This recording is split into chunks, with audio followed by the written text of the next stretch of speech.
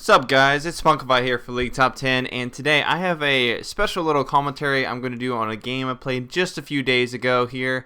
Now, I know some of you wish to see a little bit more tryhardedness, so I thought I'd bring a game that was pretty legit. Now, the team makeup is me as Renekton. We have Mommy, Remo, Dark Australia, and Ico. These are people that you're probably familiar with on our teams. We're kind of just playing around as far as when we picked our champions, but when we saw who we were up against, then we decided to go a little bit more try hard and definitely decided to try to win this game. Now, in case you missed who we were playing up against, we're right there. We're playing up against Stonewall, Messiah. There's Cara Face, I believe, as well, and a couple other people. And these people are very high rated. I believe some of them were gold platinum players back in season 1. And so we didn't schedule this. We just randomly got these people in queue. And when that happened, we decided to definitely, try our hardest to do well. Now, it kind of is at our disadvantage because we have no real range AP. I mean, we do have Ico as Mummy, and we do have Singed as of course, Remo. So we do have AP damage, but it's not really range per se. And we are going up against a more standard team of like Cho'Gath, TF, Caitlyn. You got those standard players. So we have Stonewall, of course, jungling as Trundle. And I believe Cho'Gath is going to end up going top. Stonewall jungling, Caitlyn with Pirate down bottom, and then TF mid. So we don't really have a solo mid champion. So I have decided that I'm going to actually go mid here, starting off with boots and 3 HP pots, which gives me good sustain there. I'm just going to be protecting Ico here. We're setting up also in the bottom jungle just to make sure that Stonewall doesn't try to actually do any counter jungling off the bat, which fortunately for us that he does not try to go for any of that. We're just kind of setting him here just to make sure. Ico actually decides to go ahead and start a little bit more safe route. He's going to, I believe, start a double golem. Just to make sure that they don't try to harass him at blue. Because we don't actually have clairvoyance, we don't know where they are in relation to where we are. They do actually have clairvoyance on us, so they know that we were setting up at blue. So that's why Mommy decides to start a double golem instead. I'm going to be here mid, and I'm going to be up against TF, which is, fortunately for me, a pretty decent lineup, being that TF early game doesn't have a ton of damage, and I am Renekton, so I have higher than base HP and a good tankiness to go about it. Now, I am also going pretty much full armor pin page with a little bit of magic resist in blue, which is definitely going to help me against TF since he is going to be going AP. And top there, like I said, Cho'Gath versus Singed. And bottom here, we already have a little bit of fight going out from Australia and Mommy. Now, Stonewall did come from a super early gank. He's going to flash and actually get first blood there. But Mommy is actually going to make up for it just a bit by getting Pirate there. He's having to back off here, but luckily for him, he will be just fine and be able to get away there from Trundle. So Trundle going in for a really early gank, level 2 gank there after getting blue and securing first blood. So that was very unfortunate for me. Now, as you can see here, I've taken a little bit of harassment from TF. Mostly what he's going to be trying to do is just gold card me into a wild card combo. I am not really worried about harassing him too much right now. As you see, I take a little bit of damage there. I'm going to be okay, especially with my, if I use a Fury heal or if I just heal with the HP pot, he's not going to be, he's going to have to get a gank essentially to kill me. In the meantime, we have, Remo and Valoris. I'm not too familiar with him. Going at it up top there, it looks like Valoris having to back off just a bit. And TF is trying his best to actually zone me here. Lucky for me, I'm tanky DPS, so I don't have to worry about it too much, but it looks like we do have some action here. Remo popping Ghost there to try to get range. Cho'Gath trying to kite him, but being that he's so fast there with his Ghost, he's not going to be able to, and he gets a kill off there on Cho'Gath. So that is one up for Singed up top, and once Singed starts to snowball, especially versus another melee up top, it's really hard for that melee to compensate because Singed will just kind of walk around creeps essentially and poison them all and run away. Messiah does get another kill off there on Dark Australia, unfortunately, And so it's currently 2 for 2 here. One bottom. And as you can see, if I do try to go in and harass TF generally has a gold card. He's really good picking gold cards. This particular TF, I think he's only missed one versus me this whole game that he actually plays with me in middle here. And using, of course, his blue card to fill his mana pool back up. So what I'm trying to do is I'm just trying to focus on getting as many last hits as I can. As you see, he's trying to do a little bit of harassment and zoning me out. He's doing an okay job, and I'm just going to speed it up here just a bit because it's a lot more than the same, just me laning here versus TF. Not a lot going on in this clip. But what I'm trying to do is just get some farm as much as possible there, and then just kind of keep my fury bar up, not really waste my fury on anything in particular unless I have to heal, for example. Because with my fury on my W, I will do so much damage versus TF. So I'm just kind of keeping it here, just kind of waiting just a bit for my time for TF to either make a mistake or for as you can see there, I go in there for a double E and then into a W, take about half of his HP off. So if I can do that a couple times, I'm in a pretty good spot. I have exhaust and flash as well. Aiko looks like he's coming down here for a gank on Mommy as well as Shirelia. So he's going to come in here, going to throw out his bandage pretty soon, I believe. And at the same time, we have Remo going up with Stonewall at top. Remo's going to get away just fine. Shirelia actually does get on Messiah. And there's the bandage toss from Mommy as well as Ignite. And, of course, spin to win from Mommy. And he is going to get the kill off on Messiah there with Ignite. Back here in middle, I'm of course just keeping up the farming as much as possible there. I'm only about a little bit more than half HP, but overall that's 560 HP versus this TF here. And as you can see, I'm going to go in, pop my ultimate, gets a nice exhaust there on him. However, he flashed too early. TF flashed a little bit too early there. And had exhaust on him, and so Aiko only had to follow up with a bandage toss. If he would have flashed after a bandage toss, then we would have no way to catch up with him. But at the time, he didn't realize that Aiko was coming up from bottom. So a nice kill off from there. I'm going to take this advantage. I didn't actually get the kill, but I'm going to take that advantage to go back, buy my brutalizer, and then come back to lane. Which is one thing you can really do. A lot of people tend to simply stay in the lane, hit the creeps a couple times, and in my opinion, it's best if you can actually just go back and kind of extend your dominance over the person mid, because they're going to come back with more items if they've been farming here. And as you can see there, Stonewall trying to do a little bit of counter jungling. However, he does get caught. I'm going to come in here for the side to try to get something going. I've got my fury bar full here. Going to go ahead and E on Stonewall to do quite a bit of damage. However, he flashes away. I flash over this, but now I have no way of catching up with him, and I really should have just engaged back in the battle as quickly as possible here. Messiah does get the kill, in fact, on Amumu, and then runs away. But Pirate is now out of position here, coming from bot a little bit way too late here. Going to get caught up position from Dark Shirelia. It's Q and E, and I'm going to come in here with a E as well, get a nice stun off Q, and get the killing blow there on Pirate. So nicely done there. And Pirate is actually going kind of like a support Pirate build. I've seen a lot of those recently. They do quite good damage, but they're also extremely tanky and provide, of course, slow from a lot of them I see get like a Randuin's Omen and stuff like that. So a lot of versatility with Pirate, and I think mostly of that because he's still considered somewhat overpowered, and you can kind of go builds like that because he still does quite a bit of damage with Pirate crits on his Q and parlay and such. So everybody here is getting decent farm. I can actually see the number right here. When I was pulling up this replay, I could not resize my window for anything. It wouldn't resize in the replay. So unfortunately, it's a little bit hard to see the creeps. I think I'm about 60 or 70 right now, maybe a little bit more of that. I went ahead and picked up a ruby crystal because I'm going to be going for Frozen Mallet next.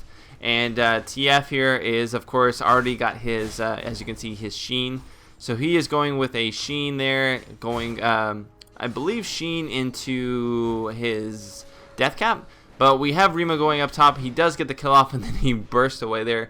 I'm going to take his advantage to actually push middle here some.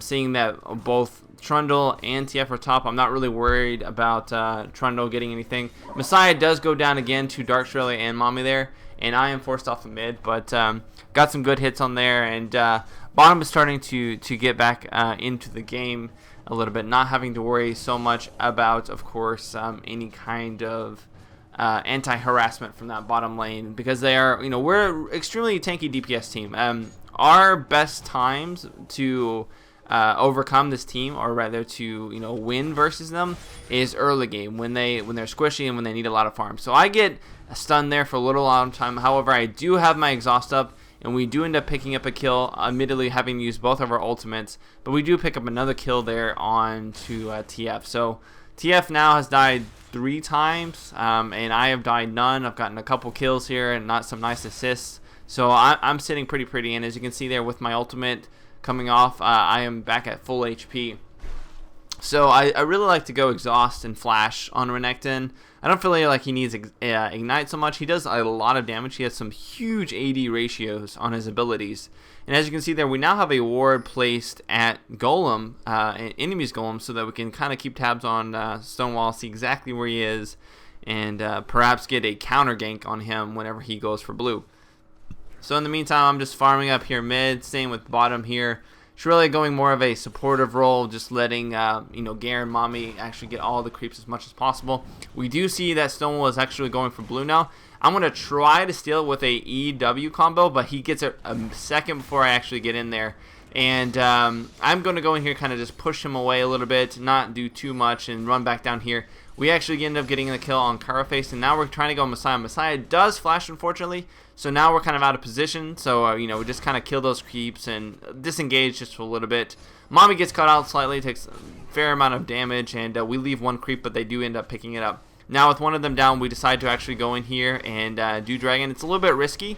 And they do, in fact, actually use Pirate ulti because he just comes up. However, we re-engage here, thinking that we can possibly get a kill. We're a little bit spread out, though, and unfortunately, we don't actually get anybody in place. They're pretty good at kiting us back.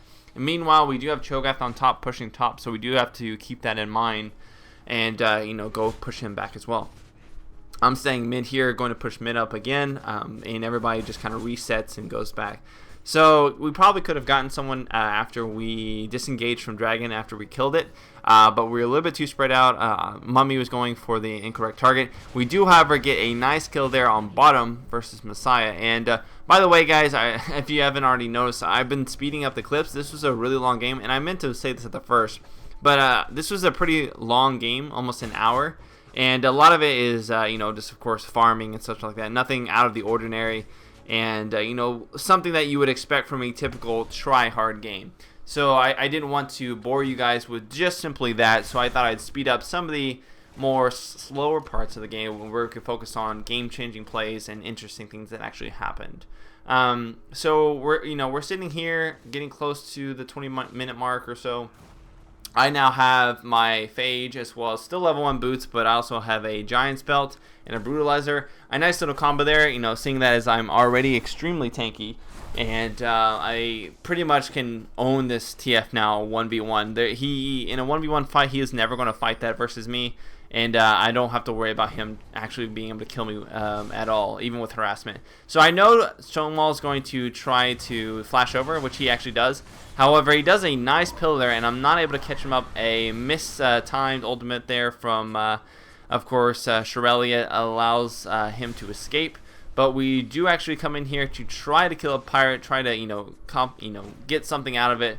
We get a nice bandage toss there on TF, I believe, but he gets away. Now, Remo actually comes down from top and actually tower dives and does end up getting Caraface, so nicely done from him. Able to capitalize on that somewhat, with all the summoner spells blown and everything.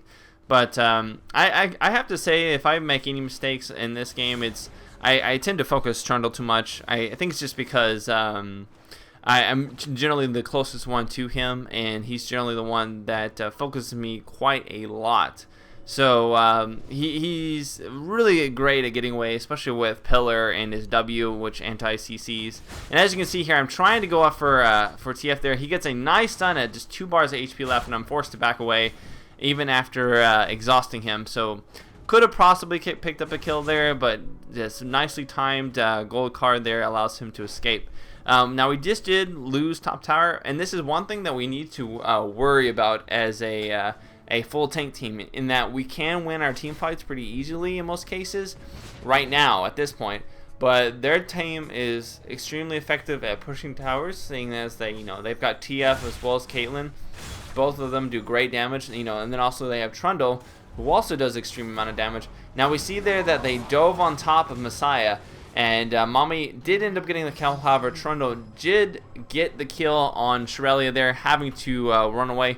I'm going to get a couple hits off on this tower there, and then I'm going to come from the side here and just kind of scare them off just a bit there, and just make sure that they don't think they can engage it without, somewhat of a risk. So they back off there.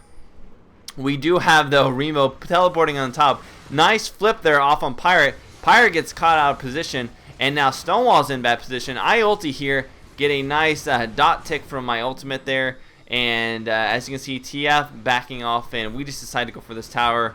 We do get a nice flip there on TF, though, and TF just goes down like a rock. He is severely underfarmed at this point. We try to take a little bit of damage off that or health off that middle tower there, but with Cho'Gath and Caitlyn doing a good job of harassing us, taking out that minion wave and forcing us back. For those of you that don't know, Messiah, he actually was a extremely good beta player.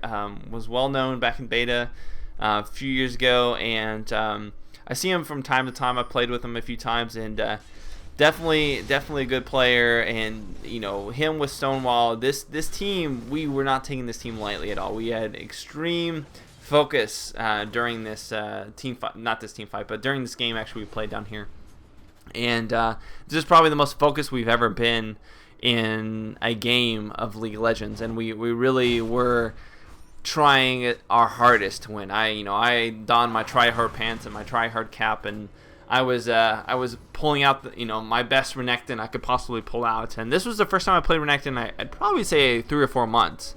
But seeing as I play a lot of different champions, for first impressions and stuff like that. But Renekton, I feel I'm really good at bruiser champions, ones that are tanky and do a lot of damage. Now, unfortunately, I am forced to flash away there. If you just caught why, I got out of position. I thought I was going to go on top of Pirate and do some damage. However, there was, of course, Trundle and Caitlyn there, and I was forced to blow flash, so I didn't get caught by kiting Caitlyn and, of course, Trundle Pillar and them catching up with me with red buff. So I am now defending versus 5. I only see 4, but I know that Trundle was just there. So he's probably hiding off in that bottom brush. And Rima doing a good job of popping Caitlyn's traps just to ensure that we don't actually get caught up or anything. And there, of course, is Trundle. Looks like he was maybe clearing camps, coming back. And we do have Rima actually going in here, popping Ghost and his ultimate, gets a nice top there on TF. TF, unfortunately, does flash away. I try to chase after him with my E, but I don't actually get through the wall, unfortunately. And I should have moved over the wall just a bit. So it was kind of a mistimed engagement there. To compensate, we're going to go, in fact, into their jungle here and take out all of their creep waves, or as many creep waves as we can. Not creep waves, sorry, creep camps. And we do see a possible engagement here. We get a nice little stun off there on Cho'Gath. However, Cho'Gath doing a good job of just staying up there on top. We're poking back and forth, but we're not really winning this fight, and it's really risky because all they have to do is back up to the tower. And now Remo is out of place and out of position, unfortunately. A nice ultimate there from Aiko, in fact, does save Remo. He having to flash over the wall, though, to compensate. I, in fact, take the ultimate from Caitlyn in order to save Dark Shrelia, and we disengage. So that was not really productive for any of us, and in fact we're actually having to defend this tower now.